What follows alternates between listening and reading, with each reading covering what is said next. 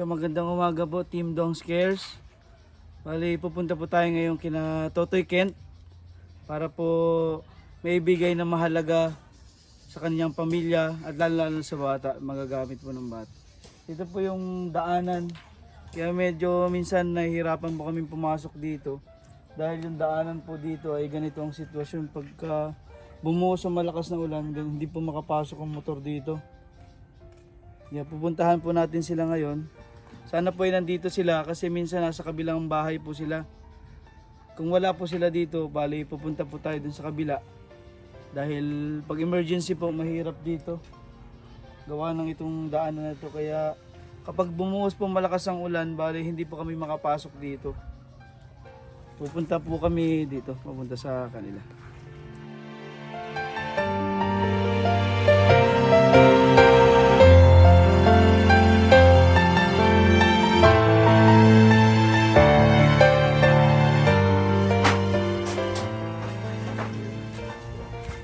Stay po natin si Totoy Kent.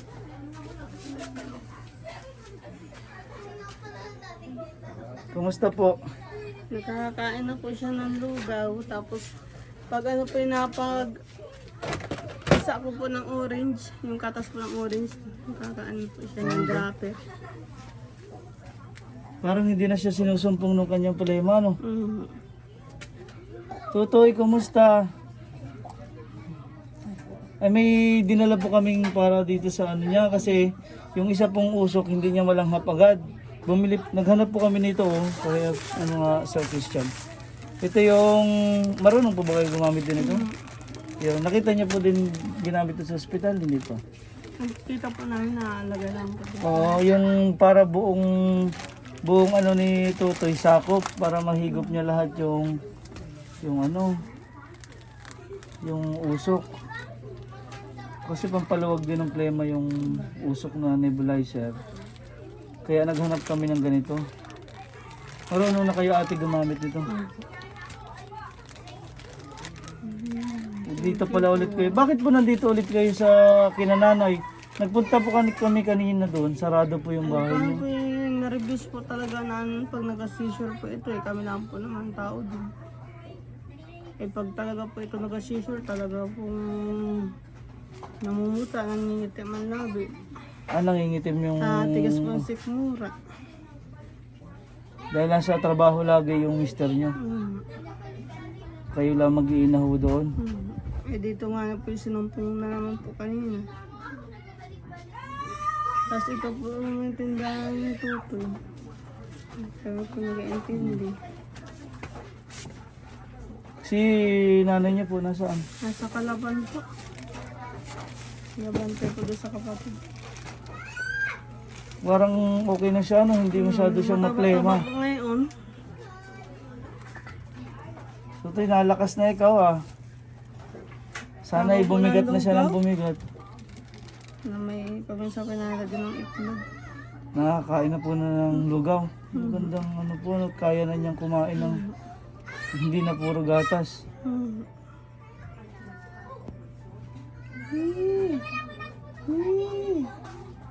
Pagka sinusumpong po siya ng seizure, anong ginagawa niyo? Masimas po yung mga masil-masil niya.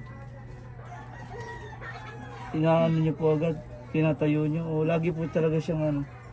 Kaya niya bang pag nakahiga siya, kaya niya? Nakakahinga ba siya? Hindi po, natayo po agad na yun.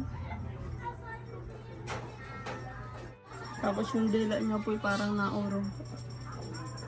Pag nag-seizure. Tapos maya-maya po may pawis may kaunting lawin na natulog.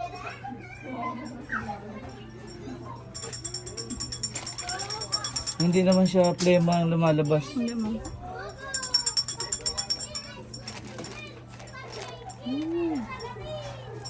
Totoy, ang dami mong paninda.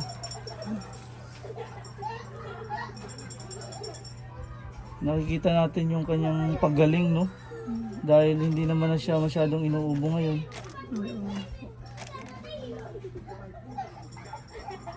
Pagka inuubo po siya, ipausukan nyo lagi mo ng ano, ng nebulizer o anong pangpausok para lumuwag po yung kanyang paghinga. Ngayon po wala. Nakakaawa po kasi pagka hindi siya makahinga ng pag maraming plema, Ngayon po wala pong tunog ang ano niya.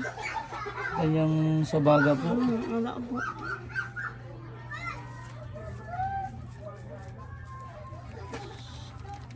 Kumain na po siya ng ano, lugaw kanina. Ngayon po yung gatas.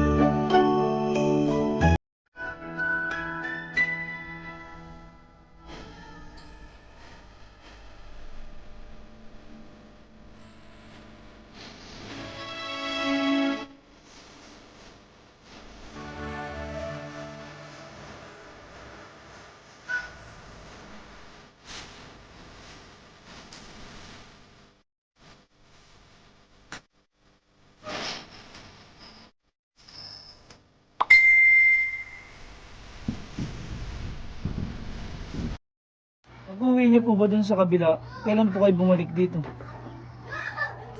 Parang isang araw lang po kami dun. Kasi bumalik din po kami.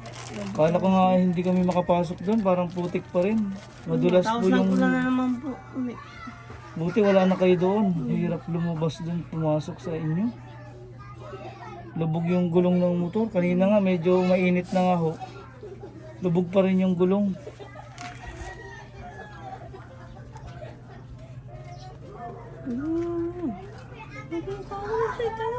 May dala din po ako sa inyo na ano, na pang pa-check up ni Tutoy ulit. At pang bilhin po niya ng vitamins. Natakaw po siya ng katas ng prutas. Ay, maganda po. Para Tinuruan po kami ni Mrs. Susan. Ayun po nagawa ko po araw-araw. Tapos kalamansi po na maliganggang. Yung po nakatulong sa plema niya. ayun, ang ganda po. Oh. Ang ganda ng reaksyon ng katawan niya. Hindi na siya nahirapan huminga. Prutas po talaga ang una nakatulong. Ay ayaw po magpakilala ng ating nagmamahal sa atin. Gusto niya makatulong po sa inyo na wag na daw pong banggitin yung pangalan niya. Kaya marami pong salamat. Ayaw po magpakilala ng subscribers po natin na nagmamahal po kay Totoy. Nagbigay po ng 10,000 para po sa kanila na magamit pang po-check up. Tsaka pambili pong vitamins yun, katas ng prutas. Ito po yung 10,000, 1, 2, 3, 4, 5, 6, 7, 9, 10. Yan po para po magamit po ninyo. Salamat po. Ang dami nagmamahal sa amin.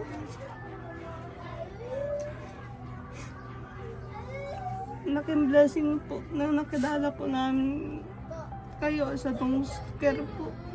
Sa mga natulong po po ito, malaking tulong po talaga. At tinutulungan po kami para maging malakas po ang loob sa mga natulong po. Lalo po akong pinalalakas ninyo ang loob. Kalabanan po ang sakit nito.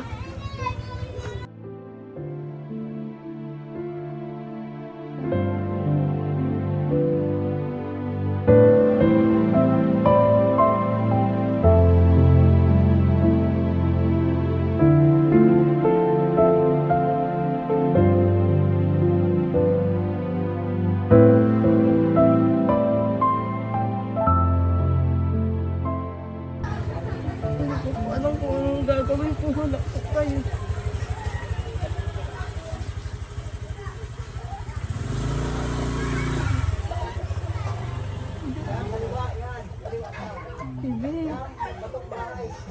Salamat po. Okay na po si Tutoy. Gandang tulong po yung sa prutas. Ano po? Kasi pagtingin namin ngayon, hindi na siya nahihirapan Hindi din. na po pati putlain. Okay na po Ganda siya. po nung ano. Prutas po talaga. Araw-araw po yun. Tapos yung kalamansi. Ngayon po siya naliliguan na namin po. Dati po madala ligo at gawa nung sa baga nga. Ngayon po araw-araw na. Hindi na po siya napakaubo. Palakas na tutoy, dire-diretso na ang paggaling. Ano? Lakas Magandang na po. balita. Sa mga natulong po, okay na po si Tutoy. Maraming salamat po sa inyong pagmamahal.